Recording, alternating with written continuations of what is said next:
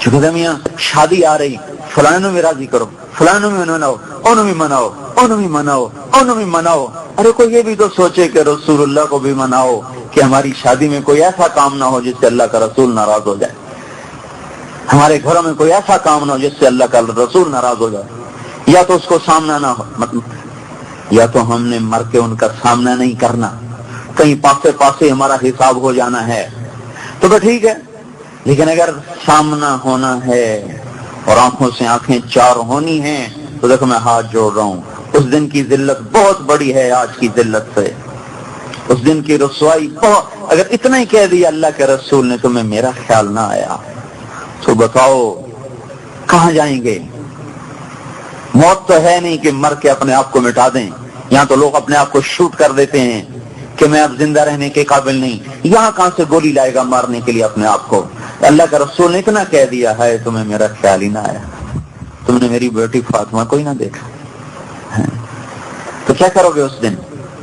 یہ کہو گے کہ میری بیوی نہیں مانی تھی یا ہمارے سسرال نہیں مانے تھے؟ میں ایک مثال دے رہا ہوں، ہمارے تو ہر چیز میں، ایک شادی تو ویسے ہی منہ پہ آ گیا لفظ، ہم تو ہر چیز میں اللہ کے رسول کو ناراض کیے بیٹھے ہیں۔ کون سی چیز ہے جس میں ہم نے اس سے بغاوت نہیں کی ہوئی؟ اور کون سی ایسی گھڑی ہے جس میں انہوں نے رو رو کے ہمارے لیے دعا نہ کی ہو؟ انتقال سے ایک ہفتہ پہلے عبداللہ بن مسعود اور صحابہ آئے ملنے تو آپ ان کو دیکھ کے رونے لگے، کہ میرا تمہیں سلام ہو آخری، اور جو تمہارے بعد آئے نا ان کو بھی کہہ دینا میرا سلام۔ ایسی وفا، اور ہمیں کس طرح اپنی رحمت کی چادر میں لیا۔ ایک صحابی نے کہا یا رسول اللہ، مبارک ہے وہ جس نے آپ کو دیکھا اور آپ پہ ایمان لایا۔ آپ نے فرمایا تمہیں بتاؤں، 7 دفعہ مبارک ہے اس کو جس نے مجھے نہیں دیکھا اور مجھ پہ ایمان لایا۔ ہم تو بڑے قیمتی تھے پر ہم نے اپنے آپ کو خود ہی ذلیل کر دیا۔ یہ کیا کہے گی، وہ کیا کہے گی، وہ کیا کہے گا، وہ کیا کہے گا، کہتے رہیں آواز سگاں کم نہ کند رزق گدارا۔ کتوں کے بھونکنے سے کبھی کسی نے سفر نہیں بند کیا، کتے بھونکتے ہی رہتے ہیں۔ جو ہمیں اللہ اس کے رسول کی زندگی سے ہٹا رہے ہیں وہ ہمارے لیے بھونکنے والے کتے سے زیادہ حیثیت نہ رکھیں۔ یہ ایمان اللہ ہم میں دیکھنا چاہتا ہے،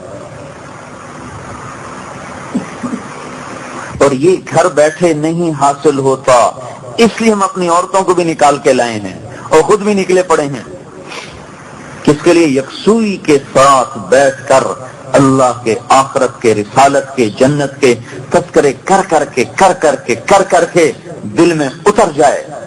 حضرت عمر رضی اللہ تعالیٰ عنہ رات کو گشت کر رہے تو ایک عورت چرخہ کاٹ رہی، علیک صلاۃ اللہ و صلاۃ الابرار، رسول اللہ صلی اللہ علیہ وسلم کی یاد میں شعر پڑھ رہی کہ آپ پہ درود و سلام ہو اللہ کا اور اللہ کے نیک بندوں کا، کنت تقیا حجیئا بالاسحار، آپ وہ تھے جو راتوں کو اٹھ کے رویا کرتے تھے اور اللہ سے ڈرنے والے تھے۔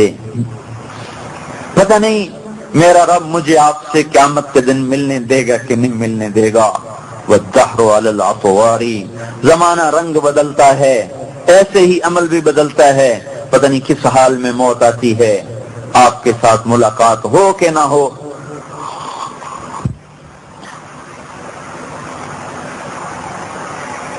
حضرت عمر گر گئے، وہاں گر پڑے، پھر دروازے پہ دستک دی، آدھی رات، کون؟ کا عمر، کمالی والے عمر کا میرے گھر میں کیا کھاؤں؟ کا دروازہ کھول دے، اللہ کے واسطے دروازہ کھول دے۔ تو اس نے دروازہ کھولا، کہنے کہ وہ شعر تو سنا دے جو ابھی تو پڑھ رہی تھی، اللہ کے رسول کی محبت میں جو کہہ رہی تھی ابھی تو سنا دے۔ یہ کیا دل ہیں جو اللہ اس کے رسول کی محبت میں نہ کبھی لرزے، نہ کبھی تڑپے، نہ کبھی کسک۔ یہ کیا دل ہیں؟ ان پتھروں کو لے کے ہم مر جائیں تو کیا قیمت ہے ہماری؟ سفید کپڑوں پہ تو لوگ دیکھتے ہیں ہاں بڑے میاں صاحب ہیں، یہ کچھ بھی نہیں، اس کے پیچھے پکانا چھپا ہوا ہے۔ اللہ یہاں دیکھتا ہے، یہاں یہاں کیا ہے، کون ہے؟ وَحُصِّلَ مَا فِي الصُّدُورِ، اور قیامت کے دن دل چیر کے دیکھے گا کس کو دل میں بٹھا کے آیا ہے، یہ بزم دل کس سے سجائی ہے، اس میں کون ہے جو اتنے دکھوں میں نہ بھولے ہم اس کی زندگی کو یوں اٹھا کے باہر پھینک دیں تو کبھی غم بھی نہ ہو کہ ہے میں نے کیا کر دیا۔ تو یہ ہم سیکھنے کی دعوت دے رہے ہیں کہ اللہ کا رسول ایک مکمل زندگی لائے جس کا نام اسلام ہے، اسلام پہ چلنا سیکھا جاتا ہے، بن سیکھے کا سودا نہیں، سیکھنے کا ہے۔ نماز پڑھی، روزہ رکھا، یہ تو عبادات ہیں، باقی 24 گھنٹے کی زندگی میں بھی کوئی اسلام بتاتا ہے کہ نہیں بتاتا؟ کچھ اخلاق دیتا ہے، کچھ اقدار دیتا ہے، کچھ حدود قائم کرتا ہے، کچھ حلال اور حرام کی حدیں قائم کرتا ہے، کچھ خرچ کرنے کے طریقے بتاتا ہے۔ یہ تو نہیں کہ صرف حلال کمانا فرض ہے، خرچ کرنے میں بھی پابندیاں لگاتا ہے، کہاں خرچ کرنا ہے کہاں نہیں کرنا، اس میں بھی پابندیاں لگاتا ہے۔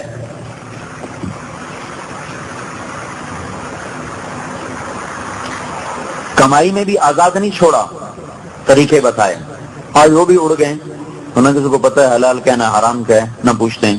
پھر جو حلال کمانے والے ہیں ان کے لیے بھی آگے طریقہ بتایا ہے خرچ کرنے کا، ان میں بھی آزاد نہیں چھوڑا کہ جہاں جو مرضی کھپا دیا، لگا دیا، 5 لاکھ 10 لاکھ صرف ٹوائلٹ پہ لگا دیا۔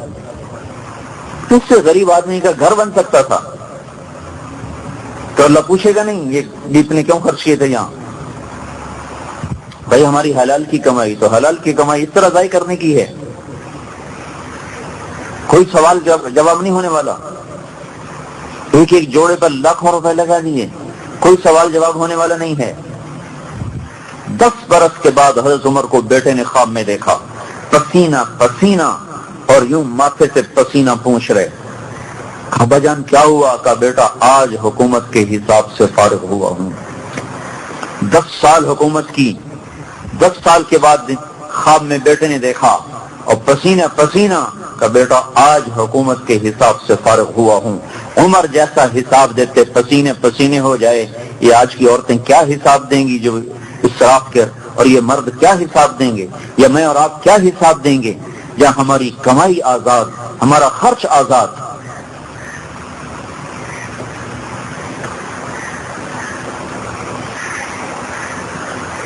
حضرت عائشہ رضی اللہ تعالیٰ نے فرمایا میرے پاس سے کرتا تھا جس کی قیمت 5 روپے تھی، مدینے میں کسی بچی کی شادی ہوتی تو کرتا مجھ سے مانگ کے لے جاتی، شادی کی رات پہنا دیتی، اگلے دن آ کے واپس کر جاتی۔ اس میں مدینے کی 50 بچیوں کی شادیاں ہو گئیں 5 روپے کے کرتے میں۔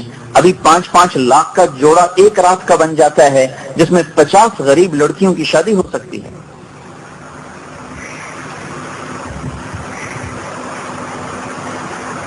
ہم نے یہ زندگی سیکھی نہیں، معاشرت اللہ کے رسول کی۔ آپ کو پتہ نہیں ایک سوال مستقل ہے، ان مالی، پیسہ من این اکتسبتہ، کہاں سے کمایا تھا، یہ ایک سوال ہے۔ فیما انفقتہ، یہ کہاں خرچ کیا تھا، بولو۔ اگر پھنس گئے تو کیا بنے گا ہمارا اس وقت؟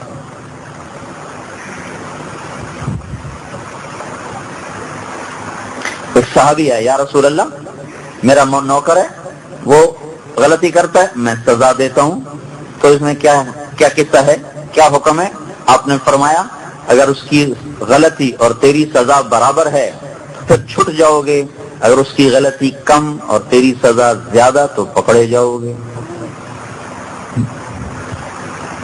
تو زارو قطار رونے لگے گا، یا رسول اللہ پھر اس کا حل یہی ہے کہ میں اسے آزاد ہی کرتا ہوں۔ یہاں تک ترازو کو قائم کیا جائے گا۔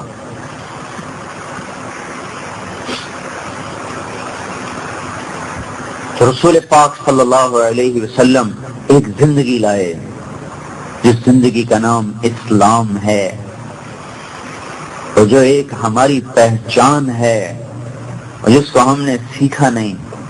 کب سکھایا آج ماں باپ کو تو فرصت ہی نہیں، کمائیوں پہ چلے جاتے ہیں، بچے اسکول چلے جاتے ہیں، واپس آتے ہیں تو ٹیوشن پہ شروع ہو جاتے ہیں، اس سے فارغ ہوتے ہیں تو ٹی وی کے سامنے بیٹھ جاتے ہیں۔ نہ کبھی ماں نے بچوں کو نہ کبھی باپ نے بچوں کو بٹھا کے سمجھایا کہ دنیا میں آئے کیوں تھے، آنے کا مقصد کیا ہے۔ لوگ تو ہمیں کہتے ہیں کہ تبلیغ والے بچے چھوڑ کے چلے جاتے ہیں، ان کو ٹائم نہیں دیتے۔ یہ جو گھروں میں رہتے ہیں یہ بچوں کو کتنا ٹائم دیتے ہیں؟ دیانتداری سے بتائیں۔ صرف آئس کریم کھلانے لے جانا، مری پھرانے لے جانا، یہ تو کوئی ٹائم دینا نہیں ہے، یہ تو عیاشی ہے۔ انہوں نے بھی کی، ماں باپ نے بھی کی۔ ٹائم دینے کا کیا مطلب ہے کہ ان کو بتاؤ تم ہو کیا، کس لیے آئے ہو، کیا مقصد ہے۔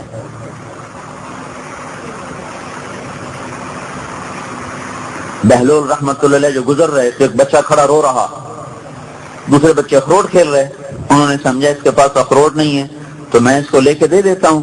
کہنے لگے بیٹا تو رو نہیں، میں تجھے اخروٹ لے کے دیتا ہوں، تو بھی کھیل۔ اور کہنے لگا بہلول ہم کوئی دنیا میں کھیلنے آئے ہیں۔ تو ان کو تو توقع نہیں تھی یہ بچہ ایسا جواب دے گا۔ اچھا اللہ کی عبادت کرنے آئے ہیں؟ کہا بچہ ابھی تو بہت چھوٹا ہے، تیرے یہ غم کی چیز نہیں ہے، ابھی تو اس منزل میں آنے میں بھی وقت پڑا ہے۔ تو کہنے لگے ارے بہلول مجھے دھوکہ نہ دے، میں نے اپنی ماں کو دیکھا ہے، صبح جب آگ جلاتی ہے تو پہلے چھوٹی لکڑیوں سے جلاتی ہے، پھر بڑی لکڑیاں رکھتی ہے۔ مجھے یہ ڈر ہے کہ کہیں دوزخ مجھ سے نہ جلائی جائے اور میرے اوپر بڑوں کو نہ ڈالا جائے۔ اور یہ سن کے بہلول تو بے ہوش ہو کے گر گئے۔ کسی ماں نے اس بچے کو وقت دیا ہے۔ کون سا وقت آپ لوگ دیتے ہیں اپنے بچوں کو جس میں ان کو آپ مقصد زندگی سمجھائیں؟ اسکول کالج تو ہمیں کچھ بھی نہیں سمجھا رہے، وہ کیا سمجھا رہے ہیں؟ وہ تو کمائی کے طریقے سمجھا رہے ہیں، انسانیت تو نہیں سکھا رہے، انسان ہونا تو نہیں سمجھا رہے ہم۔ پھر آپ اپنی اولاد کو سکھا بھی رہے ہیں تو خالی ان کو کاروبار سکھا رہے ہیں، ان کو انسانوں نے کب سکھا رہے ہیں۔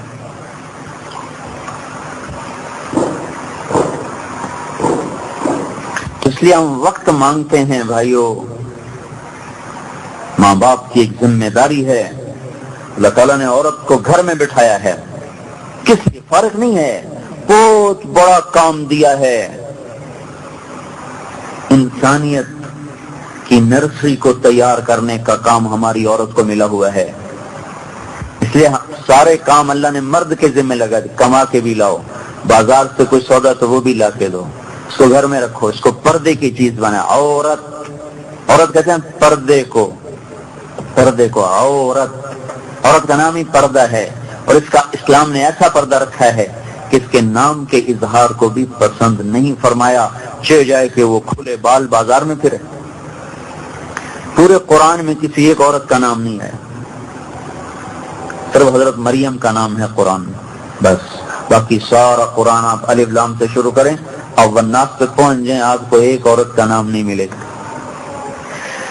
مریم علیہ السلام کا نام قرآن میں جو آیا ہے وہ اس وجہ سے آیا کہ ان کے بیٹے کو لوگوں نے کہا یہ اللہ کا بیٹا ہے، تو اس پر اللہ تعالیٰ نے اس الزام کو صاف کیا کہ ذالک عیسی ابن مریم، سنبھل کے بولو میرا نہیں مریم کا بیٹا ہے۔ باقی جہاں بھی عورت کا نام آیا تو امرات فرعون کی بیوی، تو اگر اللہ آسیہ کہہ دیتا تو کیا حرج تھا، تاریخ میں ہے نام۔ امرات العزیز گورنر کی بیوی، اگر اللہ زلیخا کہہ دیتا تو کیا حرج تھا، زلیخا نام موجود ہے۔ امرات نوح کی بیوی، امرات لوط علیہ السلام کی بیوی، عورت کا نام خامد کی نسبت سے آیا ہے، یا بھائی کی نسبت سے، یا اخت ہارون، اے ہارون کی بہن، یا باپ کی نسبت سے، خامد کی نسبت سے، نام براہ راست مریم بس۔ علماء نے اس پر یہ لکھا ہے کہ اللہ تبارک و تعالی اس طرز کلام سے یہ بات سمجھا رہے ہیں کہ عورت کا نام بھی عورت ہے، یعنی چھپا ہوا، عورت کا نام بھی پردے کی چیز ہے، وہ بھی بغیر ضرورت کے ظاہر کرنا ناپسندیدہ چیز ہے، تو چہرہ کھول کے پھرنا یہ کہاں سے جائز ہو جائے گا؟ ویسے تو جائز کرنے کو جو مرضی جائز کروا لیں، ہر جگہ سے مفتی مل جائیں گے، لیکن ایک مفتی ہے جو اندر بیٹھا ہوا ہے، تو کبھی کبھی جب بیدار ہوتا ہے تو پورے وجود کو پریشان کر کے رکھ دیتا ہے، پھر ہم اس کو تھپ تھپا کے سلا دیتے، سو جا سو جا سو جا، تاکہ مجھے دوبارہ وہ اندر سے پریشان نہ کر دے۔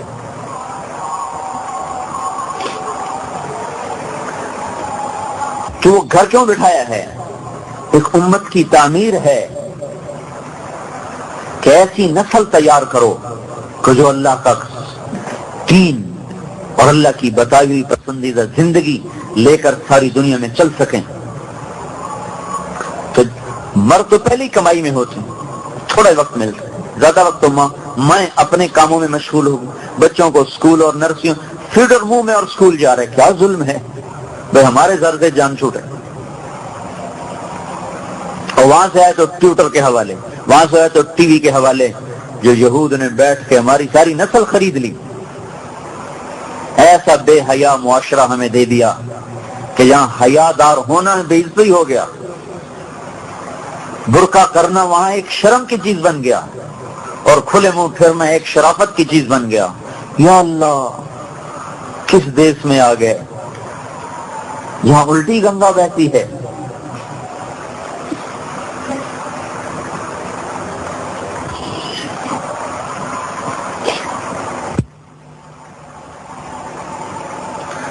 ہماری عورتوں کے ذمہ اللہ نے بہت بڑا وَقَرْنَ فِي بُيُوتِكُنَّ، بیٹھ جاؤ گھروں میں، کیا کرو؟ وَاذْكُرْنَ مَا يُتْلَى عَلَيْكُنَّ مِنْ آيَاتِ اللَّهِ وَالْحِكْمَةِ، یہ تمہارا کام ہے کہ اپنے گھروں میں بیٹھ کر اللہ کی کتاب اور اللہ کے رسول کی زندگی اپنی اولاد کو سکھاؤ، آنے والی عورتوں کو سکھاؤ۔ اور یہی حکمت تھی آپ کی شادیاں زیادہ کرنے کی، کچھ شوق سے نہیں ہے۔ اگر آپ شوق سے شادی کرتے تو 25 سال کی عمر میں 40 سال کی 2 دفعہ بیوہ عورت سے کیوں شادی کرتے؟ 2 دفعہ، بعض 3 دفعہ بھی آتا ہے، 2 دفعہ زیادہ مشہور، 2 شادیاں پہلے ہو چکی، ان سے بھی اولادیں موجود ہیں، اور خود 25 سال کے ایسے خوبصورت جوان کہ جن کو حسان کہتے ہیں کہ تو ایسا بنا جیسے تو نے خود اپنے آپ کو چاہا، ایسا خوبصورت۔ حضرت عائشہ رضی اللہ تعالیٰ عنہ نے کہا، او یوسف کو دیکھ کر عورتوں نے ہاتھ کاٹے تھے، میرے محبوب کو دیکھتی تو سینے پہ چھریاں چلا دیتی۔ اور حضرت جابر فرماتے ہیں کہ آپ مسجد میں بیٹھے تھے، 14ویں کا چاند چمک رہا تھا، آپ نے سرخ دھاری دار چادر اوڑی ہوئی تھی، تو ہم کبھی چاند کو دیکھتے، کبھی آپ کے چہرے کو دیکھتے تو اللہ کی قسم آپ کا چہرہ اس سے زیادہ خوبصورت نظر آ رہا تھا۔ اور عائشہ رضی اللہ تعالیٰ عنہ فرماتی، میں گھر میں کپڑا سی رہی تھی، سوئی ہاتھ سے گر گئی، اندھیرا، میں نے تلاش کیا، ملی نہیں، اتنے میں آپ اندر تشریف لائے تو آپ کے چہرے کی شعاؤں سے سوئی چمکنے لگی۔ ایسے حسین کو کوئی کنواری نہیں ملتی تھی۔ 40 برس کی عورت سے شادی کی، اور جب 50 برس عمر گزر گئی تو تب جا کے ان کا انتقال ہوا۔ 25 برس اپنے سے 15 سال بڑی عورت کے ساتھ گزارے، اور پھر 3 برس اور ایک بیوہ سے گزارے، حضرت سودا رضی اللہ تعالیٰ عنہ سے شادی کی۔ 53 سال تک آپ نے بیواؤں سے نکاح کیے ہیں، اور جب ڈھلوان شروع ہو گئی، بڑھاپا آ گیا اور موت دستک دینے لگی، ایک شادی، دوسری، تیسری، پھر چوتھی، پھر 5ویں، پھر 6ٹھی، پھر 7ویں، پھر 8ویں، پھر 9ویں، 10ویں، 11ویں۔ یہ کوئی شوقی ہیں، بڑھاپے میں بھی کوئی شادیوں کے شوق کرتا ہے۔ یہ ضرورت کی شادیاں تھیں کہ مدینے میں اسلام پھیل گیا، عورتیں بھی آ رہی ہیں، مرد بھی آ رہے ہیں، اور اللہ تعالیٰ کا رسول تو عورتوں کے سامنے نہیں جاتا تھا، تو آپ اپنی عورتوں کو بتاتے تو عورتیں آپ کے گھروں میں 9 حلقے لگے ہوتے تھے۔ 2 تو آپ کی زندگی میں وفات پا گئے، حضرت خدیجہ اور حضرت زینب بنت خزیمہ رضی اللہ تعالیٰ عنہا، یہ دونوں آپ کی زندگی میں وفات پا گئی۔ باقی 9 بیویاں ہیں، اور 9 کے 9 میں علم سکھایا جا رہا، حدیث سکھائی جا رہی، دین سکھایا جا رہا، چونکہ وہاں کوئی صفائی کا کام ہی کوئی نہیں، نہ کوئی برتن کی دھلائی کا کام ہے، 2 مہینے روٹی نہیں پکتی، نہ وہ کوئی کڑھائی کا کام ہے، ایک جوڑا ہے، نہ کوئی ڈیکوریشن ہے کہ سوائے ایک لحاف کے ہے ہی کچھ نہیں۔ حضرت عائشہ رضی اللہ تعالیٰ عنہا کے گھر میں ایک انصاری عورت آئی، دیکھا تو آپ کی رضائی پھٹی ہوئی تھی، رسول اللہ کی رضائی پھٹی ہوئی، وہ گئی اور فوراً جا کر ایک نئی پھولدار رضائی بھیجی کہ یہ میری طرف سے۔ حضرت عائشہ بڑی خوش ہوئی، عمر بھی چھوٹی تھی، اتنے میں آپ تشریف لے کر، عائشہ یہ کیا؟ کہ یا رسول اللہ، آپ کی رضائی پھٹی ہوئی دیکھ کر یہ فلاں انصاری بہن نے یہ مجھے ہدیہ بھیجا آپ کے لیے۔ آپ نے فرمایا